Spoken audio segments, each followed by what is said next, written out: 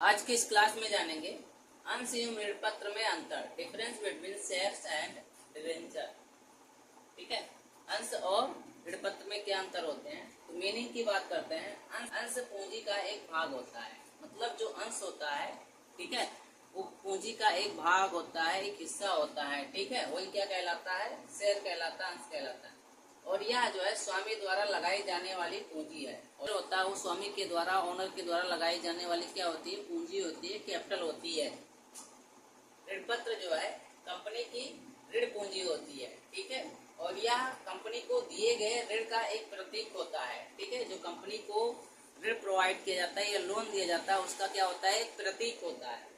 निर्गमन की बात करते हैं तो प्रत्येक अंश पूंजी वाली कंपनी के लिए अंश निर्गमित करना अनिवार्य होता है। ठीक है, मतलब प्रत्येक अंश पूंजी वाली कंपनी के लिए, ठीक है, शेयर को इशू करना या निर्गमित करना क्या होता है, अनिवार्य होता है। किसी भी कंपनी के लिए ऋण पत्र निर्गमित करना अनिवार्य नहीं होता है। ठीक है, मतलब ऋण पत्र में क्या होता है कि किसी भी कंपनी के लिए ऋण पत्र या डिवेंचर को निर्गमित करना, इशू करना अनिवार्य नहीं होता है। वो चाहे तो कर सकती है और नहीं भी कर सकती है। धारक की बात करते हैं तो अंशधारक कंपनी का क्या होता है, स्वामी होता है, ओनर होता है। और ऋण पत्र धारक कंपनी का क्या होता है, केवल ऋणदाता होता है। ठीक है, प्रतिफल की बात करते हैं तो अंशधारकों को लाभांश में हिस्सा मिलता है। ठीक है, मतलब लाभ में क्या होता है, हिस्सा मिलता है। ठीक है, और ऋण पत्र धारकों को केवल ब्याज मिलता है। ठीक, लोचशीलता की बात करते हैं तो अंशों के निर्गमन से पूंजी ढांचा स्थिर होता है।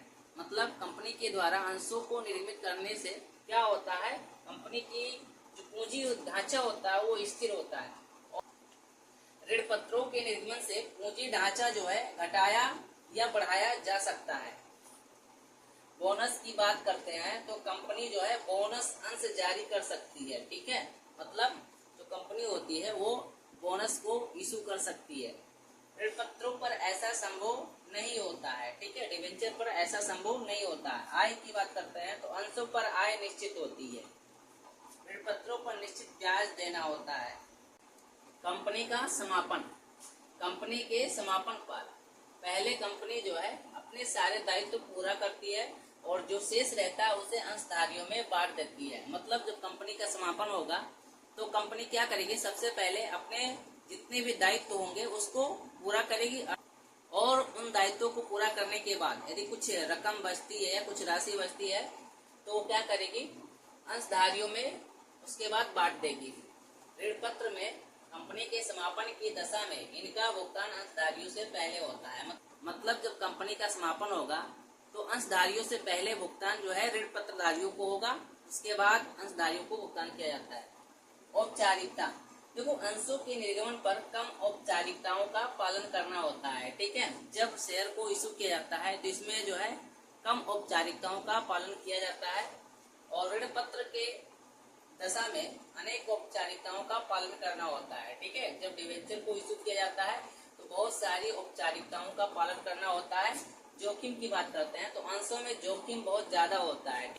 शेयर में क्या होता है, बहुत ज्यादा रिस्क होता है और ऋण पत्रों में जोखिम जो है बहुत कम होता है। ठीक है, अधिकार की बात करते हैं तो अंशधारियों को प्रबंध और संचालन में भाग लेने का अधिकार होता है। ठीक है, मतलब जितने भी शेयर होल्डर होते हैं उन्हें कंपनी के संचालन में और प्रबंध में भाग लेने का क्या होता है, अधिकार होता है, राइट होता है।